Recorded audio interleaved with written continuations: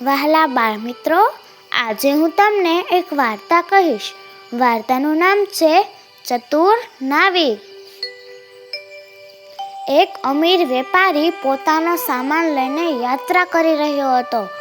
રસ્તામાં એક નદી આવી એટલે તેણે એક નાવિકને જોયો અને તેની પાસે જઈને કહ્યું, તું મને મારા બધા સામાન સાથે સામેના કિનારા પર પહોંચાડીશ તો હું તને ખૂબ જ સારું ઇનામ આપીશ. આ વેપારી પાસે એક સિંહ, એક બકરી અને એક ઘાસનો એક ભારો હતો. આ જોઈને નાવિકે વેપારીને કહ્યું, માલિક, હું એક સાથે બધાને સામેના કિનારે ના લઈ જઈ શકું, કેમ કે તેનાથી નાવડી પાણીમાં વજનથી ડૂબી જવાનો ભય રહે.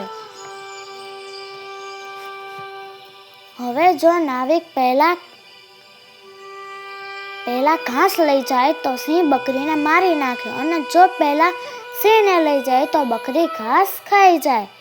જેથી તેને પહેલા બકરીને લઈ જવાનો ફેસલો કર્યો અને પછી સિંહને લઈ ગયો અને સામેના કિનારેથી બકરીને પોતાની સાથે પાછી લાવ્યો અને ઘાસના ભારાને સામેના કિનારે પર મૂકી આવ્યો. આમ ઘાસને સિંહ પાસે મૂકી તે પાછો બકરી લેવા માટે આવ્યો. વેપારી નાવિકની સમજણ પર ખુશ થઈ ગયો અને તેને ખૂબ જ સારું ઇનામ આપી રાજી કર્યો. વહાલા બાળમિત્રો, જો તમને આ વાર્તા ગમી હોય તો અમારી ચેનલ લાઈક કરો, શેર કરો અને સબસ્ક્રાઈબ કરો.